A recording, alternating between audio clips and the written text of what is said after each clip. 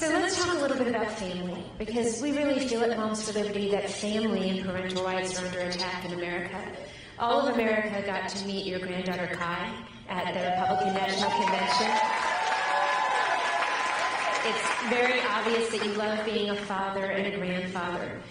So I'd love to know why you choose and continue to choose to work with your children in business and politics. And do you have any advice for people with working with your kids?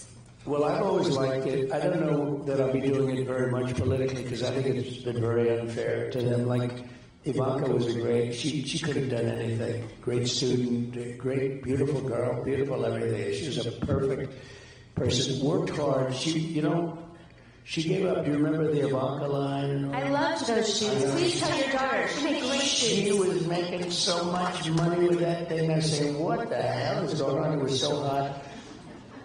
And then I ran for politics. And the truth is, she wanted to come. She pretty much gave it up. She knew it was really good. Great shoes, great everything. Very stylish, and a lot of people still talk about it. But she gave it up because she wanted to go, and she didn't want something like the United Nations Secretary. I wanted her to do that. I said, you would be a great ambassador to the United Nations Secretary. There'd be nobody to compete with her. I tell you, she may be my daughter, but nobody could have competed with her. With her rat-tat-tat, the whole deal she's got. And she said, Daddy, I don't want to do that. I just want to help people get jobs.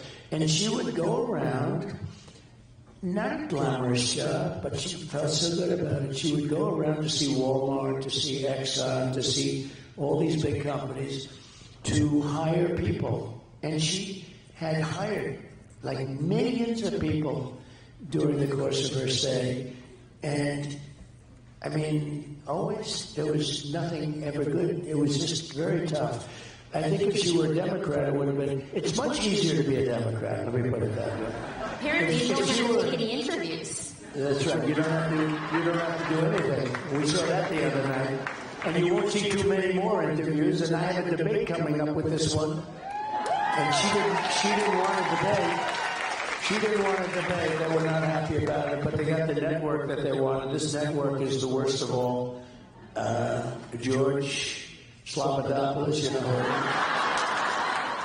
but they are the worst in terms of that. So they wanted the network, and it was like with Biden. They came to me, they wanted to do a debate. I said, isn't it a little bit early? Like, we just started. Do you want to do it now? Yes, so yes. And they thought that if they said it was going to be Dana Bash, who last night was extremely easy. There was no like, why aren't you doing this? Or why did you say 1,000 times that there'll be no fracking in Pennsylvania, and then all of a sudden say, oh, we'll have fracking? It felt like a multiple choice quiz. You would give her like several answers that she could have given. They were feeding it to her. I was surprised, actually. I mean, I was surprised she didn't do a lot of interviews, but she's not good at it, I guess, and they knew that. They knew something that we didn't know. I think she would have been better off if she just did interviews, even if they weren't great. It would have been better than, because now everyone's watching, and now we see she's defective. She's a defective person. And we don't need another defective person as president of the United States. We just had that.